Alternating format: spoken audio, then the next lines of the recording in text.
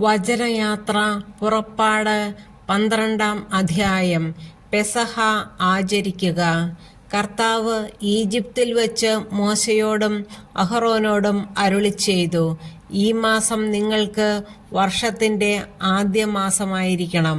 Israel സമൂഹത്തോട് മുഴുവൻ പറയുവിൻ, ഈ മാസം 10-ാം ദിവസം ഓരോ കുടുംബത്തലവനും ഓരോ ആട്ടിൻകുട്ടിയെ കരുതി വയ്ക്കണം. ഒരു വീടിന് ഒരു ആട്ടിൻകുട്ടി വീതം. ഏതെങ്കിലും കുടുംബം ഒരാട്ടിൻകുട്ടിയെ മുഴുവൻ ഭക്ഷിക്കാൻ മാത്രം വലുതല്ലെങ്കിൽ ആളുകളുടെ എണ്ണം നോക്കി അയൽ കുടുംബത്തെയും പങ്കുചേർക്കട്ടെ. ഭക്ഷിക്കാനുള്ള കഴിവ് പരിഗണിച്ചു വേണം ഒരാടിനു വേണ്ട ആളുകളുടെ എണ്ണം നിശ്ചയിക്കാൻ. കോലാടുകളിൽ നിന്നോ ചെമ്മരിയാടുകളിൽ നിന്നോ ആട്ടിൻകുട്ടിയെ തിരഞ്ഞെടുത്തുകൊള്ളുക. എന്നാൽ അത് 1 വയസ്സുള്ളതും ഊനമറ്റതുമായ മുട്ടാട് ആയിരിക്കണം. ഈ മാസം 14-ാം ദിവസം വരെ അതിനെ സൂക്ഷിക്കണം. ഇസ്രായേൽ സമൂഹം മുഴുവൻ തങ്ങളുടെ ആട്ടിൻകുട്ടികളെ അന്ന് സന്ധ്യയ്ക്ക് കൊല്ലണം. അതിൻ്റെ രക്തത്തിൽ നിന്ന് കുറച്ചെടുത്ത് ആടിനെ ഭക്ഷിക്കാൻ കൂടിയിരിക്കുന്ന വീടിൻ്റെ 2 കട്ടിളക്കാലുകളിലും മേൽപ്പടിയിലും പുരട്ടണം. അവർ അതിൻ്റെ മാംസം തീയിൽ ചുട്ട് പുളിപ്പില്ലാത്ത അപ്പവും കയ്പുള്ള ഇലകളും കൂട്ടി അന്ന് രാത്രി ഭക്ഷിക്കണം. ചുട്ടല്ലാതെ പച്ചയായോ വെള്ളത്തിൽ വേവിച്ചോ ഭക്ഷിക്കരുത്. അതിനെ മുഴുവനും തലയും കാലും ഉൾഭാഗവുമടക്കം ചുട്ട് ഭക്ഷിക്കണം. പ്രഭാതമാകുമ്പോൾ അതിൽ യാതൊന്നും അവശേഷിക്കരുത്. എന്തെങ്കിലും മിച്ചം വന്നാൽ തീയിൽ ദഹിപ്പിക്കണം. ഇപ്രകാരമാണ് അത് ഭക്ഷിക്കേണ്ടത്. അരമുറുക്കി ചെരുപ്പുകൾ അണിഞ്ഞ് വടി കയ്യിലേന്തി തിടുക്കത്തിൽ ഭക്ഷിക്കണം. കാരണം അത് കർത്താവിൻ്റെ പെസഹായാണ്. ആ രാത്രി ഞാൻ ഈജിപ്തിലൂടെ കടന്നു പോകും. ഈജിപ്തിലെ മനുഷ്യരുടെയും മൃഗങ്ങളുടെയും ആദ്യജാതരെയെല്ലാം ഞാൻ സംഹരിക്കും. ഈജിപ്തിലെ ദേവന്മാർക്കെല്ലാം എതിരായി ഞാൻ ശിക്ഷാവിധി നടത്തും. ഞാനാണ് കർത്താവ്. കട്ടിളയിലുള്ള രക്തം നിങ്ങൾ ആ വീട്ടിൽ താമസിക്കുന്നു എന്നതിൻ്റെ അടയാളമായിരിക്കും. അത് കാണുമ്പോൾ ഞാൻ നിങ്ങളെ കടന്നുപോകും. ഞാൻ ഈജിപ്തിനെ പ്രഹരിക്കുമ്പോൾ ആ ശിക്ഷ നിങ്ങളെ ബാധിക്കുകയില്ല. ഈ ദിവസം നിങ്ങൾക്ക് ഒരു സ്മരണാദിനമായിരിക്കട്ടെ. ഇത് തലമുറ തോറും കർത്താവിൻ്റെ തിരുനാളായി നിങ്ങൾ ആചരിക്കണം. ഇത് നിങ്ങൾക്ക് എന്നേക്കും ഒരു കൽപ്പനയായിരിക്കും. പുളിപ്പില്ലാത്ത അപ്പം. നിങ്ങൾ 7 ദിവസം പുളിപ്പില്ലാത്ത അപ്പം ഭക്ഷിക്കണം. 1-ാം ദിവസം തന്നെ നിങ്ങളുടെ വീടുകളിൽ നിന്ന് പുളിമാവ് നീക്കം ചെയ്യണം. 1 മുതൽ 7 വരെയുള്ള ദിവസങ്ങളിൽ ആരെങ്കിലും പുളിച്ച അപ്പം ഭക്ഷിച്ചാൽ അവൻ ഇസ്രായേലിൽ നിന്ന് വിച്ഛേദിക്കപ്പെടണം.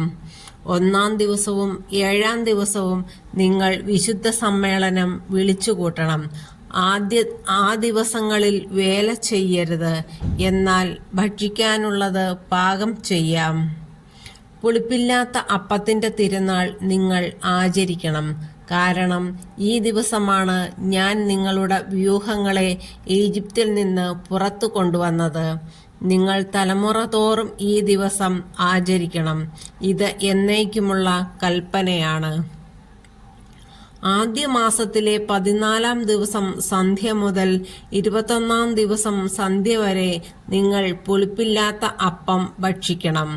നിങ്ങളുടെ വീടുകളിൽ 7 ദിവസത്തേക്ക് പുളിമാവ് കാണരുത്. ആരെങ്കിലും പുളിപ്പുള്ള അപ്പം ഭക്ഷിച്ചാൽ അവൻ വിദേശിയോ സ്വദേശിയോ ആകട്ടെ, ഇസ്രായേൽ സമൂഹത്തിൽ നിന്ന് വിച്ഛേദിക്കപ്പെടണം. പുളിപ്പിച്ച യാതൊന്നും നിങ്ങൾ ഭക്ഷിക്കരുത്. നിങ്ങൾ വസിക്കുന്നിടത്തെല്ലാം പുളിപ്പില്ലാത്ത അപ്പം മാത്രമേ ഭക്ഷിക്കാവൂ. ആദ്യത്തെ പെസഹ. മോശ ഇസ്രായേൽ ശ്രേഷ്ഠന്മാരെ വിളിച്ചു പറഞ്ഞു, കുടുംബങ്ങളുടെ കണക്കനുസരിച്ച് നിങ്ങൾ പെസഹ ആട്ടിൻകുട്ടികളെ തിരഞ്ഞെടുത്ത് കൊല്ലുവിൻ. പാത്രത്തിലുള്ള രക്തത്തിൽ ഹിസോപ്പ് കമ്പു മുക്കി 2 കട്ടിളക്കാലുകളിലും മേൽപ്പടിയിലും തളിക്കുവിൻ. പ്രഭാതമാകുന്നതുവരെ ആരും വീട്ടിന് പുറത്തു പോകരുത്. എന്തെന്നാൽ ഈജിപ്തുകാരെ സംഹരിക്കുന്നതിനു വേണ്ടി കർത്താവ് കടന്നുപോകും. എന്നാൽ നിങ്ങളുടെ മേൽപ്പടിയിലും 2 കട്ടിളക്കാലുകളിലും രക്തം കാണുമ്പോൾ കർത്താവ് നിങ്ങളുടെ വാതിൽ പിന്നിട്ട് കടന്നുപോകും. സംഹാരദൂതൻ നിങ്ങളുടെ വീടുകളിൽ പ്രവേശിച്ച് നിങ്ങളെ വധിക്കാൻ അവിടുന്ന് അനുവദിക്കുകയില്ല. ഇത് നിങ്ങളും നിങ്ങളുടെ സന്തതികളും എക്കാലവും ഒരു കൽപ്പനയായി ആചരിക്കണം. കർത്താവ് തന്റെ വാഗ്ദാനമനുസരിച്ച് നിങ്ങൾക്ക് തരുന്ന സ്ഥലത്ത് ചെന്നു ചേർന്നതിന് ശേഷവും ഈ കർമ്മം ആചരിക്കണം. ഇതിന്റെ അർത്ഥമെന്താണെന്ന് നിങ്ങളുടെ മക്കൾ ചോദിക്കുമ്പോൾ പറയണം, ഇത് കർത്താവിന് അർപ്പിക്കുന്ന പെസഹ ബലിയാണ്. അവിടുന്ന് ഈജിപ്തിലുണ്ടായിരുന്ന ഇസ്രായേൽക്കാരുടെ ഭവനങ്ങൾ കടന്നുപോയി. ഈജിപ്തുകാരെ സംഹരിച്ചപ്പോൾ അവിടുന്ന് ഇസ്രായേൽക്കാരെ രക്ഷിച്ചു. അപ്പോൾ ജനം കുമ്പിട്ട് ദൈവത്തെ ആരാധിച്ചു. അനന്തരം ഇസ്രായേൽക്കാർ അവിടം വിട്ടുപോയി. കർത്താവ് മോശയോടും അഹ്റോനോടും കൽപ്പിച്ചതുപോലെ ജനം പ്രവർത്തിച്ചു.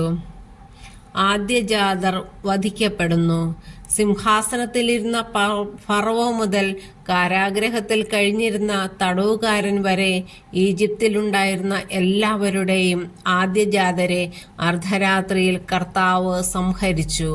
കന്നുകാലികളുടെ കടിഞ്ഞൂലുകളും കൊല്ലപ്പെട്ടു.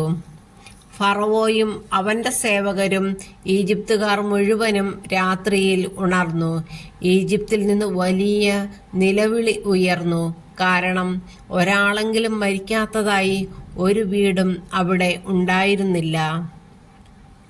ഫറവോ രാത്രിയിൽ തന്നെ മോശയെയും അഹ്റോനെയും വിളിച്ചു പറഞ്ഞു, നിങ്ങൾ എൻ്റെ ജനത്തിന്റെ ഇടയിൽ നിന്ന് പോകുവിൻ.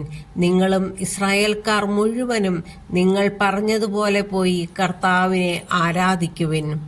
നിങ്ങൾ ആവശ്യപ്പെട്ടതുപോലെ നിങ്ങളുടെ ആടുമാടുകളെയും കൊണ്ടുപോകുവിൻ. എന്നെ അനുഗ്രഹിക്കുകയും ചെയ്യുവിൻ.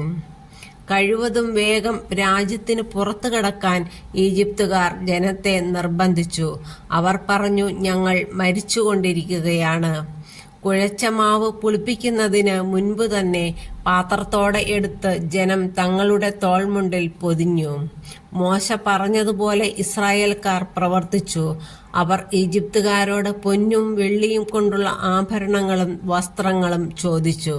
കർത്താവ് ഈജിപ്തുകാർക്ക് ഇസ്രായേൽക്കാരോട് ആദരം തോന്നിച്ചതിനാൽ അവർ ചോദിച്ചതൊക്കെ ഈജിപ്തുകാർ കൊടുത്തു. അങ്ങനെ അവർ ഈജിപ്തുകാരെ കൊള്ളയടിച്ചു. ഇസ്രായേൽക്കാർ പുറപ്പെടുന്നു. ഇസ്രായേൽക്കാർ റംസേസിൽ നിന്ന് സുക്കോത്തിലേക്ക് കാൽനടയായി യാത്ര തിരിച്ചു. അവർ സ്ത്രീകളെയും കുട്ടികളെയും കൂടാതെ ഏകദേശം 6 ലക്ഷം പുരുഷന്മാരുണ്ടായിരുന്നു. ഇതര വിഭാഗത്തിൽപ്പെട്ട വലിയൊരു ജനസമൂഹവും അവരോടൊപ്പം പുറപ്പെട്ടു. അവരുടെ ആടുകളും കന്നുകാലികളും അവരോടുകൂടെ ഉണ്ടായിരുന്നു. ഈജിപ്തിൽ നിന്ന് കൊണ്ടുവന്ന മാവ് പുളിപ്പിക്കാത്തതായിരുന്നതിനാൽ അവർ പുളിപ്പില്ലാത്ത അപ്പം ചുട്ടു. തിടുക്കത്തിൽ പുറത്താക്കപ്പെട്ടതിനാൽ യാത്രയ്ക്കായി ആഹാരമൊരുക്കാൻ അവർക്ക് സമയം ലഭിച്ചില്ല. ഇസ്രായേൽക്കാരുടെ ഈജിപ്തിലെ വാസകാലം 430 വർഷമായിരുന്നു. 430 വത്സരം പൂർത്തിയായ അന്ന് തന്നെ കർത്താവിന്റെ ജനസമൂഹം മുഴുവൻ ഈജിപ്തിൽ നിന്ന് പുറപ്പെട്ടു. അവരെ ഈജിപ്തിൽ നിന്ന് പുറത്തു കൊണ്ടുവരാൻ വേണ്ടി കർത്താവ് ജാഗ്രതയായി വർത്തിച്ച രാത്രിയാണത്.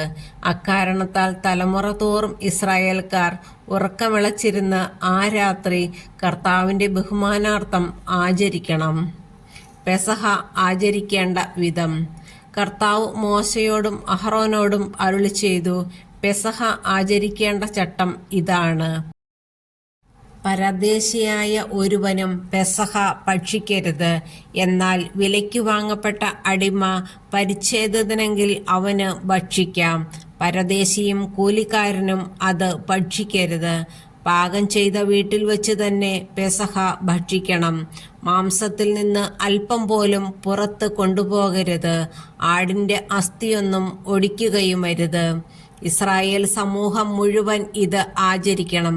നിങ്ങളുടെ ഇടയിൽ പാർക്കുന്ന പരദേശി കർത്താവിന്റെ പെസഹ ആചരിക്കാൻ ആഗ്രഹിക്കുന്നെങ്കിൽ അവന്റെ വീട്ടിലുള്ള പുരുഷന്മാരെല്ലാവരും പരിച്ഛേദനം സ്വീകരിക്കണം.